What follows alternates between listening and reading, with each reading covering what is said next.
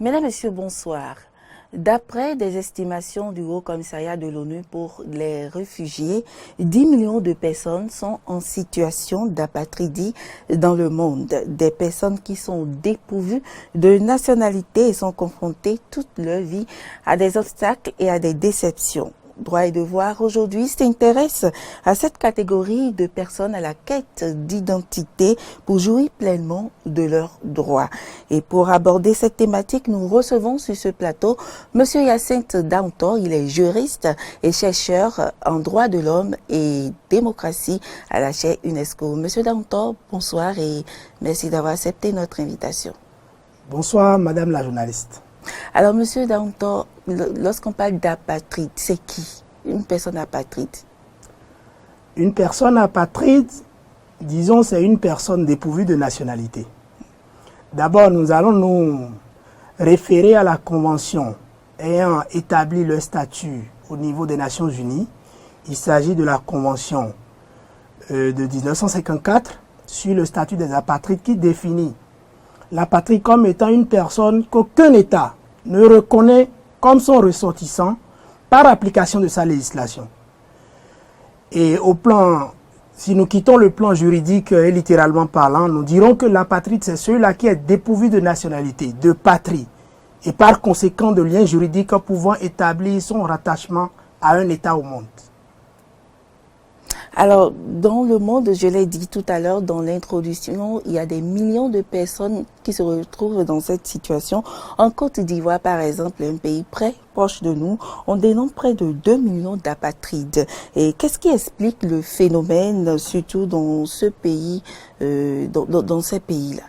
Certes, les statistiques concernant l'apatridie sont assez inquiétantes.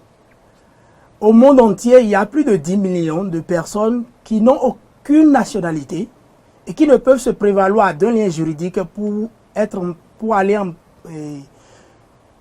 possession de leurs droits fondamentaux. D'abord, si nous prenons le cas de la Côte d'Ivoire, de par le passé, a connu des phénomènes migratoires et aussi une histoire politique un peu mouvementée. Et les causes de l'apatridie sont énormes. On ne peut en dresser une liste exhaustive. Nous allons citer quelques-unes. Oui, quelques-unes. Et les phénomènes migratoires constituent l'une des causes de l'apatridie que l'on remarque aujourd'hui en Côte d'Ivoire. En dehors de cela, il y a les conflits. Comment est-ce qu'on peut expliquer cela? La migration qui peut entraîner l'apatridie. Comment le phénomène se manifeste au fait? Le phénomène migratoire qui donne lieu à des cas d'apatridie, c'est quoi déjà? Par la migration, les individus migrent, disons, quittent leur territoire d'origine et vont à la quête peut-être de ressources pour survivre à leurs besoins. Mais ce qui se passe, c'est qu'il arrive que ces personnes-là, une fois dans un autre État, peut-être par résidence prolongée ou bien par séjour prolongé, arrivent à perdre tout leur contact avec l'État d'origine. De la même manière, par le phénomène migratoire, vous verrez que des mariages se forment. Et la nationalité est une question relevant de la souveraineté des États. Du moment où une personne vient d'un autre État et n'est pas nationale de l'État où il se trouve, et deux personnes, disons, qui se mettent en mariage, il y a des difficultés d'acquisition de la nationalité. Parce que des États tels que la Côte d'Ivoire, d'abord, depuis leur histoire, avant les indépendances, après les indépendances, bien sûr, il y a des lois qui ont été plus ou moins favorables à l'acquisition de la nationalité, c'est-à-dire la citoyenneté ivoirienne. Et par la notion d'ivoiriété, on est parvenu à un moment où la nationalité est devenue un caractère ou un critère sensible pour écarter des politiques. En 2002, par exemple, les conflits armés ayant divisé l'État, il y a la question de la nationalité qui était centrale dans les débats ou bien dans les revendications de la population. Le phénomène migratoire, toujours, aboutit à la perte de toute preuve de la nationalité par les individus qui s'adonnent à ces pratiques. En migrant de leurs États, ils font perdre toutes leurs pièces de nationalité et en raison de ce que la nationalité ne se présume pas, la nationalité ne se présume pas, elle se prouve. Oui. Donc, ayant perdu toute preuve de sa nationalité, les gens se trouvent dans l'impossibilité de se prévaloir d'un rattachement à un État, tel que la Côte d'Ivoire. Outre le phénomène migratoire, oui. Autre cause de l'apatridie. Autre cause de l'apatridie, nous pouvons parler des défaillances normatives au niveau des législations relatives à la nationalité dans les États, notamment les États de l'Afrique de l'Ouest. Parler de défaillances normatives de ces États-là, c'est que toutes les lois nationales sur la nationalité, après les années 60, ne sont pas en parfaite conformité avec les textes internationaux qui militent pour l'éradication de ce phénomène. Après les défaillances normatives, vous avez les défaillances administratives. Dans les États africains, nous notons une certaine faiblesse dans la gestion des documents d'état civil. L'Afrique est un peu, elle n'est pas un peu en arrière en ce qui concerne la numérisation des données de l'état civil, ce qui aboutit à une perte des preuves de la nationalité des individus. Toujours pour les défauts. C'est vrai que l'État béninois essaie de faire des efforts dans ce sens actuellement. Donc cela voudra dire qu'un Béninois peut être considéré comme apatride. Bien sûr. Les statistiques au Bénin, certes, ne sont pas exactes, mais quelques-unes nous donnent l'information selon laquelle il y a plus de 2000 apatrides, par exemple, dans une région de Karimaman, sur l'île aux oiseaux, un territoire que le Bénin a acquis avec le Niger. Récemment dans un conflit frontalier avec le Niger. Hormis cette statistique, il y a plein d'apatrides parce que les défauts de déclaration de naissance donnent lieu à des cas d'apatridie. Parce qu'on peut toutefois être apatride dans son état d'origine, parce que n'ayant pas une preuve pouvant établir la nationalité, on est apatride. On est apatride. Et toujours, le Bénin a des problèmes de gestion. Comme je le disais pour la Côte d'Ivoire et les autres États, le Bénin, l'identification des apatrides n'est pas chose effective au Bénin. Il reste à faire, il reste bien de choses à faire pour pallier vraiment le phénomène de l'apatridie. Alors, est-ce qu'il y a il existe d'autres causes qui peuvent entraîner à cette situation des personnes, des milliers de personnes qu'on retrouve un peu partout dans le monde? Oui, il y a bien des causes. Si nous prenons les conflits armés entre États, ces conflits traumatisent la population, les déstabilisent et dans leur fuite à la quête d'abri, ils perdent leur preuve de nationalité. Okay. Et cette perte de preuve de nationalité-là les rend apatrides d'une manière ou d'une autre. Il y a aussi les mutations territoriales. Quand un État arrive à obtenir un territoire, peut-être suite à un conflit armé, il y a une souveraineté qui s'exerce sur ce territoire-là qui, par le passé, n'est pas la propriété de cet État. Et comme la nationalité est toujours sujette à la souveraineté des États, il y a des problèmes d'attribution de la nationalité ou bien d'acquisition de la nationalité. Alors, Monsieur Dantor, vous l'aviez dit tout à l'heure, dans la définition, la personne apatride n'a aucun lien avec l'État, le territoire sur lequel elle se retrouve. Alors, quelles sont les conséquences d'un tel phénomène? Les conséquences de l'apatridie sont énormes. D'abord, l'apatridie rend la personne inexistante au regard du droit. Parce que nous avons parlé de la législation des États sur la nationalité. Et du moment où l'État ne se voit pas, disons, propriétaire d'une personne morale entre griffes, en raison de sa législation, cet État ne peut pas garantir pour cette personne la jouissance de ses droits fondamentaux. Donc, on note une violation flagrante des droits fondamentaux. Il y a aussi l'absence de protection internationale lorsque ces individus-là se trouvent dans des situations de difficulté. Et on a aussi des insécurités au plan interne comme international en ce qui concerne les cas d'apatridie, parce que ces personnes-là, frustrées par leur cas, leur défaut de reconnaissance par un organe étatique pouvant les protéger, sont animés d'un certain sentiment de révolte, ce qui donne lieu à des insécurités.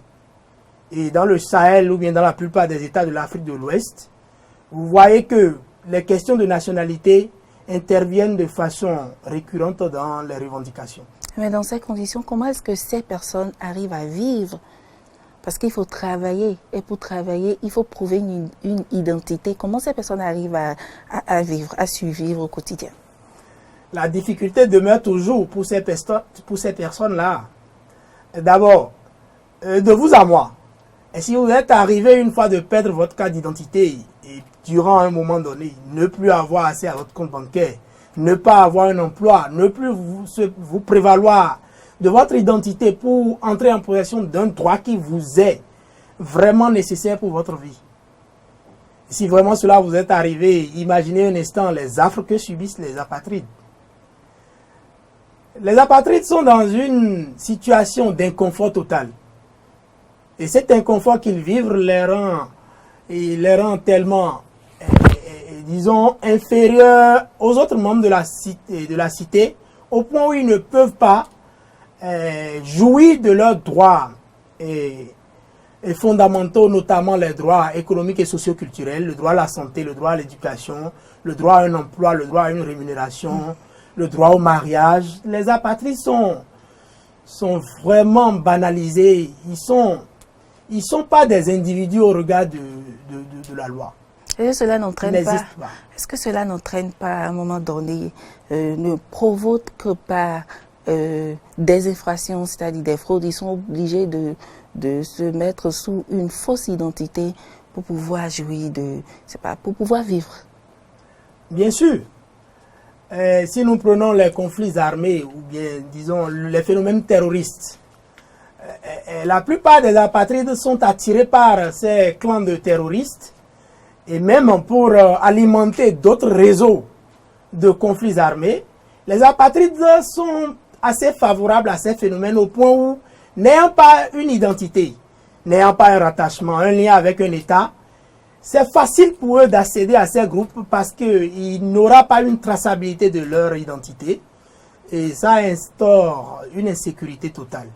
Monsieur Daouda, vous avez parlé tout à l'heure de situations inconfortables dans laquelle cette catégorie de personnes, eh bien, ces personnes vivent. Alors, il y a plusieurs structures qui, quand même, luttent pour rétablir un tant soit peu, eh bien, la situation juridique de ces personnes-là, des structures nationales comme internationales.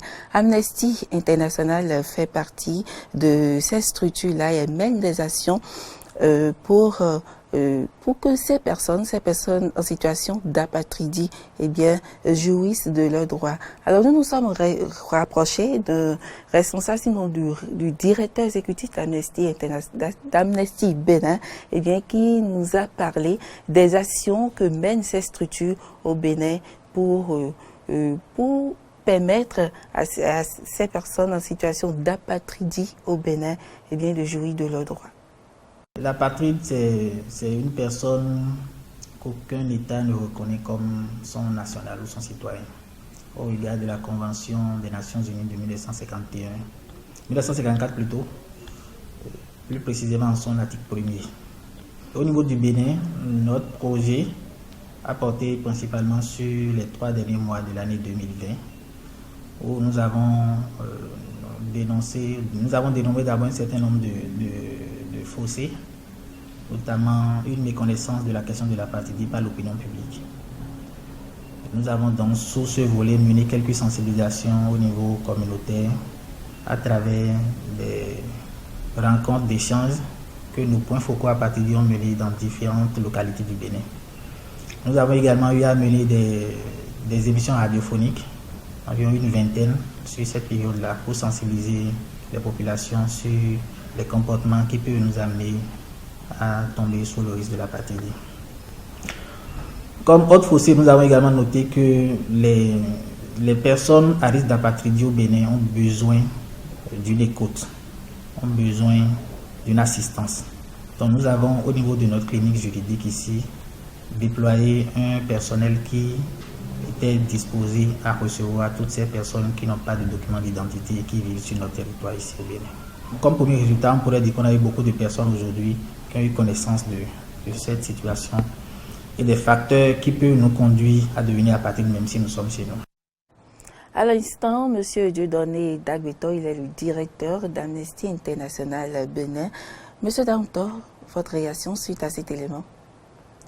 Le directeur d'Amnesty International Bénin vient de nous dire que l'apatridie est une thématique ou bien une problématique tellement importante au point où on ne peut s'en passer. Je partage son avis sur les questions relevant de l'ignorance, même de la situation des apatrides par eux-mêmes et par l'opinion publique. Il y a des apatrides dans notre pays qui s'ignorent. Et si vous prenez les contrées de nos villages ou bien de nos lieux lointains, il y a des gens, même l'identification des personnes ne leur saute pas à l'oreille. Ils n'ont rien à en faire et ils s'en passent. Alors même qu'ils ne possèdent pas de pièces d'identité et ne peuvent pas se prévaloir de leur titre de national. La situation est plus remarquable peut-être dans nos villages. Oui, dans nos villages. Et on voit que ça découle surtout du défaut des naissances. Disons le défaut de déclaration des naissances. Déclaration des naissances parce que on peut hériter de l'apatridie de ses parents comme on peut naître apatride. Par le défaut de déclaration de naissance, la personne naît apatride, n'a aucune pièce de nationalité, d'identité, n'a pas un lien juridique à proprement parler. Et les étrangers qui se trouvent sur notre territoire depuis des années, qui peut-être par séjour prolongé ont perdu leur nationalité d'origine, ne sont pas aussi informés de la situation comme cela se doit. Alors, Monsieur Dantor, on a parlé tout à l'heure des causes du phénomène, des conséquences que cela peut entraîner. Alors, aujourd'hui, quel est l'état de la situation dans le monde, dans la sous-région et au Bénin? L'état de la question de l'apatridie dans la sous-région et au Bénin, disons que d'abord au plan international, les Nations Unies ont œuvré depuis les années 60 à ce que les cas d'apatridie soient éradiqués en bonne et due forme. Il y a les conventions, notamment la convention de 54, qui, dans un premier temps, a établi le statut des apatrides. Après cela, il y a la convention de 61 qui milite pour l'éradication du phénomène d'apatridie. En dehors de cela, il y a la DUDH en son article 15 d'abord. La Déclaration universelle des droits de l'homme. Oui, la Déclaration universelle des droits de l'homme, qui consacre en son article 15 le droit à une nationalité. Après cette déclaration, il y a aussi le pacte international relatif aux droits civils et politiques, qui consacre aussi la nationalité dans certaines de ces dispositions. Au plan régional, en Afrique de l'Ouest, nous voyons que on a noté une négation de la question de nationalité au niveau de la Charte africaine des droits de l'homme. Néanmoins, il y a la Commission africaine des droits de l'homme qui, par un habile stratagème à travers sa résolution numéro 234, a pu pallier les questions d'apatridie en liant la nationalité à la dignité humaine. Et les États de la CEDEAO en 2015 sont parvenus à élaborer une déclaration à travers laquelle ils se sont engagés à éradiquer le phénomène en revoyant leur législation nationale et en mettant en place des politiques et des plans d'action pouvant aboutir à annihiler le mal. Et qu'est-ce que le Bénin justement a fait dans ce sens? Le Bénin d'abord, c'est pas une manière de de clamer, ou bien c'est pas une manière de féliciter déjà le Bénin, ou bien le gouvernement béninois, parce que tant qu'il reste à faire, rien n'est fait. D'abord, notre loi numéro 61, la loi numéro 65-17 du 13 juin 1965, relative au Code de la nationalité en République du Bénin, portait en certaines de ces dispositions des traits discriminatoires et qui sont susceptibles d'entraîner, qui ont entraîné des cas d'apatridie. Et la Cour constitutionnelle a, en 2014, pallié à cette insuffisance législative en déclarant inconforme à la Constitution cette disposition-là. Mais déjà en 2011, le gouvernement béninois a ratifié précisément le 8 décembre 2011 les deux conventions, disons la convention de 54 et celle de 61, pour pallier toujours les cas d'apatridie. En dehors de cela, il y a un plan d'action national qui a été élaboré et validé. Et par la validation ou l'élaboration de ce plan d'action, le Bénin s'est donné le rang de premier État d'Afrique, oui, ayant pris à cœur la question de l'apatridie. Et au monde, nous pouvons dire que le Bénin fait partie des 3 ou bien des 5 premiers États à avoir un plan d'action pour pallier les cas d'apatridie. C'est ce qui a surtout motivé le gouvernement à mettre en place l'ANIP qui ne cesse d'œuvrer dans ce sens. Mais avec toutes ces dispositions aujourd'hui, est-ce qu'une personne en situation d'apatridie peut se lever, peut décider d'avoir la nationalité béninoise? Et quelle est la procédure dans ce sens, très rapidement? Une personne apatride ne peut demeurer dans l'apatridie à vie. D'abord, la question est inquiétante et préoccupante au point où les gouvernants œuvrent toujours à offrir à ces personnes-là des possibilités de se rétablir dans leur droit à la nationalité. D'abord pour les apatrides qui ne sont pas nés sur le territoire national et qui déjà ont eu un séjour d'un certain temps sur le territoire national, peut par les procédés en vertu de la loi sur la nationalité se faire naturaliser. Donc, par la naturalisation, les personnes peuvent se voir leur situation établie. Et la naturalisation obéit à des conditions bien déterminées qui sont logées au niveau des articles 63 à 66 de notre loi portant code de la nationalité. Après la naturalisation, nous avons le cas des apatrides nés sur le territoire national.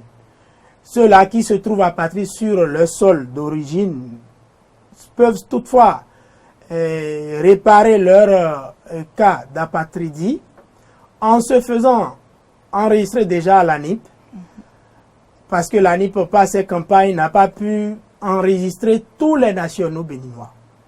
Donc ces personnes-là peuvent toutefois se diriger ou bien se référer à l'ANIP pour se faire identifier par les formalités de témoignage et autres. Et de par le passé, le gouvernement a aussi procéder à des audiences foraines pour toujours pallier le cas d'apatridie. Pas plus tard que la semaine dernière, il y a un projet de loi portant statut des réfugiés et des apatrides en République du Bénin qui a été transféré au Parlement béninois.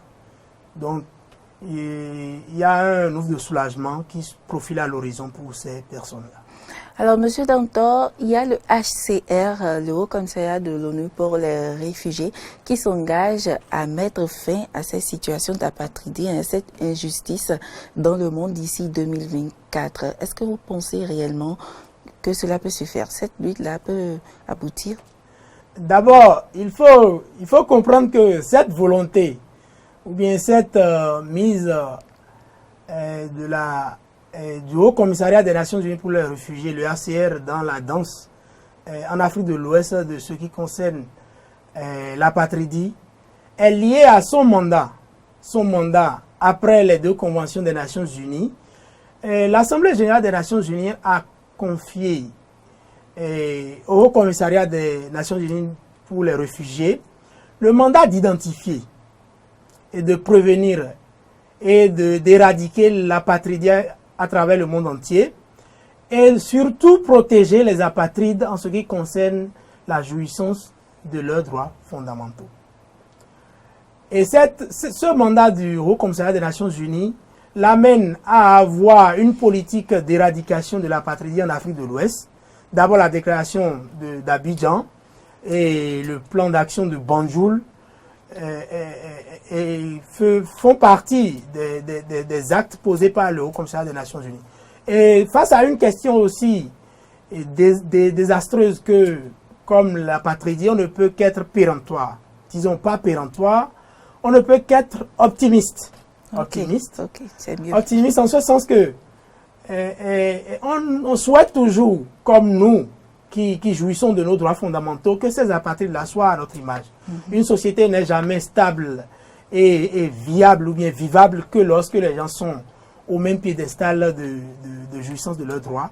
Donc le Haut Commissariat peut toutefois revoir sa politique de management, disons, peut mettre en place des politiques managériales à l'égard des États de l'Afrique de l'Ouest pour éradiquer l'apartheid. Parce que quoi qu'on dira, la question de la nationalité relevant d'ailleurs de la souveraineté des États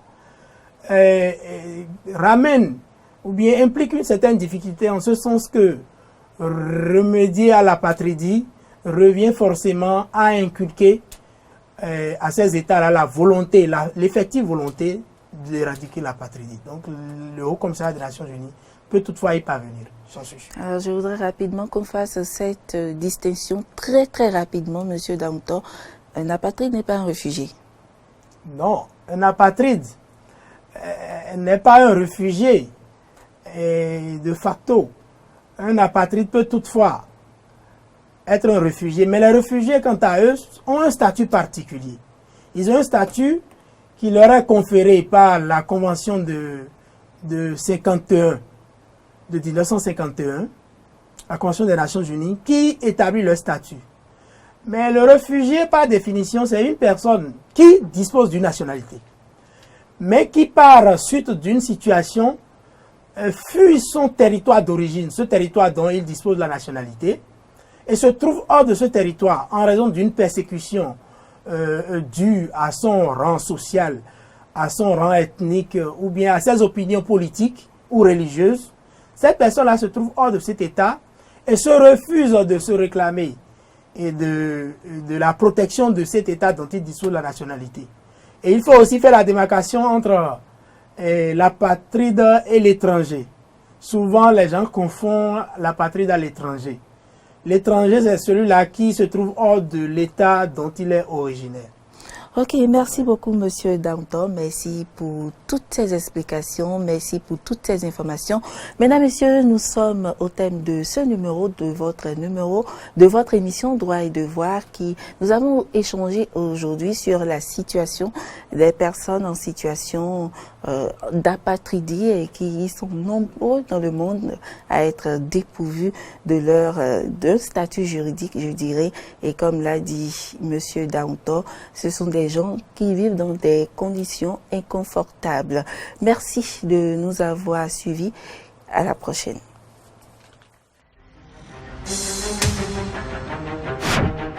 Thank you.